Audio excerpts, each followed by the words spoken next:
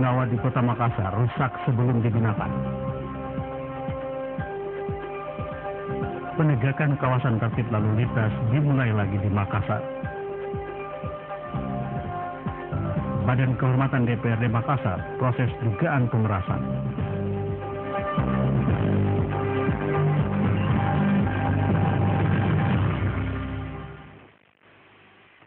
Assalamualaikum warahmatullahi wabarakatuh. Selamat malam saudara. Lembaga Penyiaran Publik TVRI Sulawesi Selatan kembali hadir menjumpai Anda dalam penyampaian Warta Sumsel edisi hari ini Kamis 10 Mei 2012.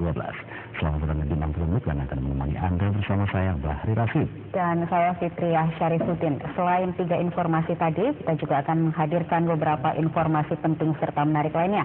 Di antaranya adalah peringatan Hari Kesatuan Gerak PKK di Kabupaten Pangkep.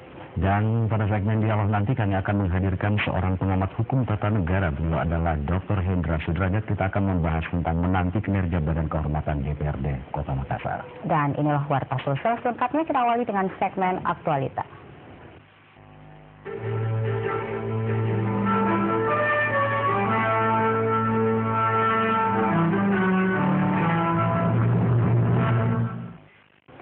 Dugaan pemerasan anggota DPRD Kota Makassar dalam sidak di salah satu tempat usaha di Makassar terus bergulir. Dugaan yang terpublikasi membutuhkan penyelesaian. Apakah memang terjadi pemerasan ataukah hanya fitnah belaka? Publik Makassar saat ini menanti klarifikasi resmi DPRD Kota Makassar atas dugaan pemerasan yang dilakukan anggota DPRD Kota Makassar, YG dan BB dalam sidak di salah satu tempat usaha di Makassar. Ketua DPRD Kota Makassar Faruk Endita mengatakan Badan Kehormatan DPRD Kota Makassar akan segera mengklarifikasi dugaan terjadinya pemerasan ini. Kita menyerahkan kepada mekanisme Dewan secara yang berada kepada kehormatan. Insyaallah dalam waktu dekat Badan Kehormatan akan segera menjalankan minimal proses klarifikasi atas nilai. Dugaan pemerasan dalam sidak yang dilakukan anggota DPRD Kota Makassar mengusik nurani publik. Sampai di mana kewenangan DPRD dalam melakukan fungsinya? Tupoksi anggota DPRD dalam pengawasan, legislasi dan anggaran memang memungkinkan untuk terjun langsung ke lapangan, melihat realitas yang terjadi. Namun hanya sekedar melihat langsung tanpa harus menjadi eksekutor atas pelanggaran yang mungkin ditemui di lapangan. Dugaan ini sudah menjadi konsumsi publik yang membutuhkan klarifikasi kelembagaan. Apakah benar terjadi pemerasan ataukah hanya sebuah fitnah belaka? Kemampuan Badan Kehormatan DPRD Kota Makassar memberi klarifikasi sangatlah ditunggu dalam menjamin kredibilitas dan kehormatan Lembaga Perwakilan Rakyat Daerah Kota Makassar. Ya, Fitri, tentunya kita sangat prihatin jika seandainya pemerasan ini dilakukan oleh anggota yang seorang wakil rakyat. Wakil rakyat yang seharusnya kita jadikan panutan ternyata melakukan. Semoga tidak. Semoga tidak. Semoga itu memang betul-betul hanya fitnah belaka. Dan untuk membahas hal tersebut kita akan berbincang dengan Dr. Hendra Sudrajat, pengamat hukum tata negara, sesaat lagi dalam segmen Dialog Aktual.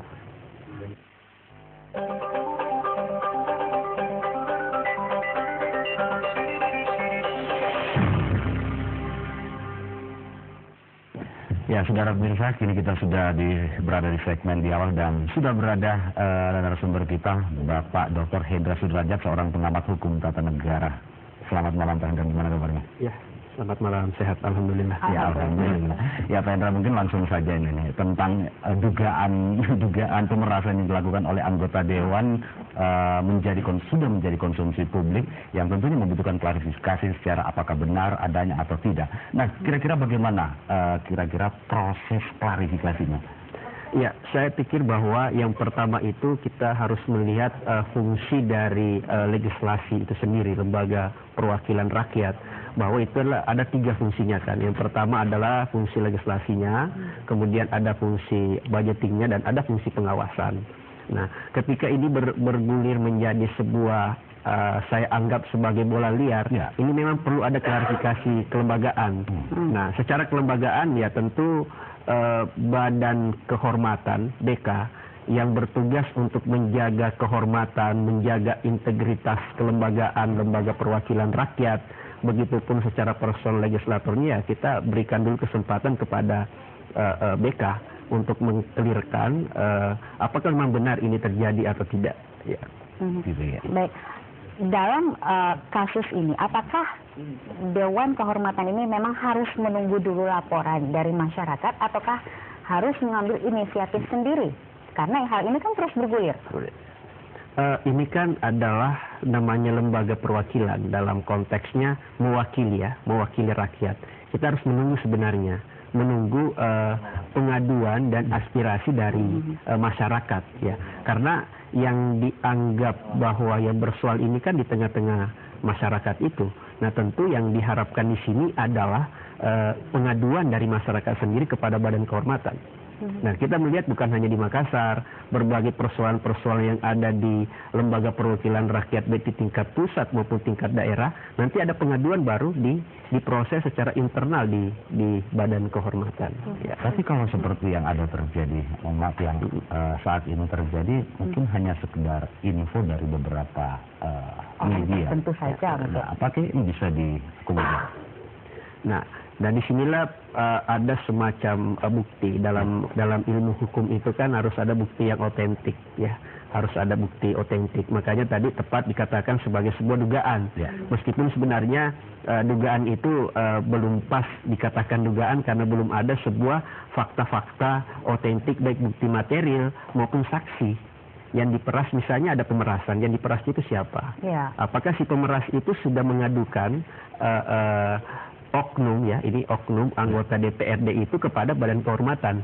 Ini yang perlu juga kita analitik secara mendalam, apakah oknum yang diperas itu, ya, sudah melaporkan secara resmi kepada Badan Kehormatan. Ya, tapi ngomong-ngomong Pak Hendra, ini apakah kewenangan yang dimiliki oleh BK ini mampu memproses peristiwa seperti ini? Karena memang Badan Kehormatan itu dijamin secara konstitusi negara sebagai badan kehormatan untuk memeriksa setiap ada persoalan-persoalan secara internal, ya. Ya, kita percayakan sajalah kepada Badan Kehormatan karena memang secara konstitusi itu diatur dalam hak-hak konstitusi Badan Kehormatan, malah ada di peraturan DPRD sendiri. Ya. Ya. Karena mungkin ini masih membahas tentang Badan Kehormatan tadi. Bisa saja terjadi lagi clash antara, katakanlah tadi ya, dalam kasus-kasus KPK, antara DPR sendiri dengan KPK kadang berselisih. Yang mana yang harusnya menjudge kasus yang harus diselesaikan, apakah KPK atau DPR? Itu, nah inilah, apakah memang Badan Kehormatan ini diciptakan untuk menengahi seperti kasus tersebut? Jadi Badan Kehormatan sebenarnya bekerja secara spesifik atau bekerja secara khusus yang memang ditugaskan untuk itu. Nah, hasil dari temuan kinerja dari Badan Kehormatan itu yang akan nanti dilaporkan di DPRD sebagai sebuah sikap kelembagaan, ya, sebagai sebuah sikap kelembagaan. Artinya memang kewenangan penuhnya kepada Dewan Kehormatan dulu, ya, kepada Dewan Kehormatan. Nanti hasil-hasil itu yang dihimpun baru diberikan kepada DPRD secara kelembagaan. Ya. Berarti dalam lingkup DPRD. DPRD.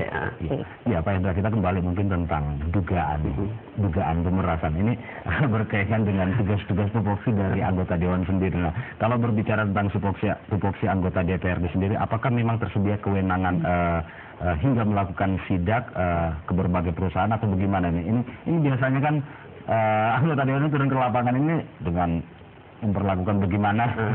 Bagaimana Pak Hendra? Jadi begini, kita mendefinisikan dulu bahwa legislasi itu ada melegis, memformat, merancang gitu. Kemudian eksekutif itu adalah mengeksekusi kebijakan-kebijakan yang ada di pemerintahan. Nah, melihat dari lembaga legislatif ini kan terkait dengan dugaan pemerasan itu ada kaitannya dengan fungsi pengawasan, ya, fungsi pengawasan. Cuman yang ke depan ini yang perlu diformulasi adalah metodologi dari mengawasinya itu seperti apa. Semisal seorang anggota DPRD atau seorang legislator daerah turun ke lapangan, ternyata mendapati ada sebuah temuan-temuan. Ini semestinya bukan anggota DPRD yang mesti berkuar di luar, tetapi itu dibawa ke forum DPRD secara internal, kemudian memanggil instansi yang terkait. memanggil instansi yang terkait untuk membenahi persoalan-persoalan yang sesuai dengan tupoksi dari SKPD yang ada. Jadi sebenarnya ini kan adalah pengawasan, mengawasi. Namanya kan pengawasan tidak boleh bertindak begitu. Nah, inilah yang sebenarnya yang perlu diluruskan, khususnya dalam ranah pemerintahan kita di tingkat daerah. Ya. Tapi namun kenyataan ini Pak Hendra, biasanya mohon maaf ada beberapa perilaku ini malah meminta untuk melakukan penutupan. Seperti gitu. Ya mungkin itu adalah sebuah statement publik ya, statement publik. Ya tentu statement publik itu ya sah-sah saja dalam pemerintahan, tetapi secara formal, legalistik formalnya itu mesti harus dibawa kepada DPRD untuk dibahas secara bersama-sama. Karena kekuasaan legislatif daerah dan kekuasaan eksekutif daerah dalam hal ini kepala daerah tingkat di Kota Makassar adalah wali kota, itu adalah sama-sama lembaga pemerintahan. Jadi mestinya DPRD selaku kekuasaan legislatif daerah dan pemerintah kota sendiri sebagai kekuasaan eksekutif daerah mesti duduk secara bersama untuk menyelesaikan ini. Jadi tanggung jawab bukan hanya pada satu saja, kepada legislatif saja. Batasan-batasan, kalau kita melihat dari seluruh kewenangan pengawasan yang dimiliki anggota DPR, ada tidak batasan yang mereka harus pahami bahwa hanya sampai di sini batasan kamu untuk melakukan pengawasan? Ya. Jadi dalam sebuah teori kekuasaan negara yang dilontarkan oleh John Locke, bahwa memang tidak ada kekuasaan negara yang absolut. Itu menandakan apa? Bahwa mesti ada pembatasan. Ya. Nah, pembatasan yang seperti apa yang mesti dilakukan oleh seorang legislator dalam fungsi pengawasannya itu ya hanya sekedar mengawasi. Ketika ada temuan itu dicatat dengan baik, terus dibawa kepada apakah di dalam forum paripurna atau memanggil pimpinan-pimpinan SKPD terkait untuk menyelesaikan. Karena sebagaimana tadi definisinya itu secara yuridis bahwa legislatif itu hanya melegis, memformulasi saja, bukan untuk mengeksekusi kebijakan dari apa yang telah didapatkan di lapangan. Ya, namun seandainya ada perlakuan yang dilakukan oleh para anggota dewan di lapangan, tentunya melakukan sidak atau reses istilahnya. Nah, kira-kira ini yang bisa menegur ini mana nih? Biasanya kan sudah terlanjur melakukan ini. DPR ataukah memang langsung yang berwajib? Nah, gimana nih Pak Hendra? Jadi disinilah sebenarnya kekurangan dari sistem demokrasi kita. Sistem demokrasi kita. Semestinya rakyatlah yang menegur itu. Nah, di mana saluran rakyat menegur itu ya bisa melalui badan kehormatan. Kalau kita berbicara persoalan kelembagaan DPR. Tetapi kalau kita ingin memberikan sanksi moral kepada legislator yang ya boleh dalam tanda kutip nakal ya, tidak secara konstitusi menjalankan fungsi kedewanannya ya, nanti diberikan sanksi ketika pemilu ke depannya, nggak usah pilih legislator seperti itu. Nah, ini tapi ya memang ini tidak secara spesifik ya, masih secara general gitu. Berarti tidak serta-merta harus dilaporkan ya? Ya, KPK lah ya. Mungkin ini yang terakhir Pak Hendra, kira-kira apa yang perlu Bapak sampaikan tentang legislatif, eksekutif dan masyarakat sendiri terkait dengan kinerja anggota dewan sendiri sehingga tidak terjadi ya gimana timbangannya? Ya, ini ada kaitannya dengan diskusi kita pada malam hari ini bahwa ini adalah peran dari partai politik. Bagaimana partai politik bisa menyiapkan kader-kadernya yang akan duduk di legislatif. Sehingga fungsi legislasi, fungsi pengawasan dan fungsi budgeting itu betul-betul bisa berjalan dengan baik. Sehingga kedaulatan rakyat itu bisa diwujudkan sebagaimana pada amanat konstitusi kita, Undang-Undang Dasar pasal 1 ayat 2 Undang-Undang Dasar 1945. Oke, baik. Terima kasih. Terima kasih, menarik sekali waktu kita tentunya sangat terbatas malam ini. Dan tentunya kita harapkan apa yang disampaikan Pak Hendra dapat bermanfaat bagi eksekutif, legislatif dan masyarakat kita tentunya. Anggota dewan itu sendiri. Baik, saudara, kita akan lanjutkan Warta Sulsel ke segmen Lintas Daerah sesaat lagi.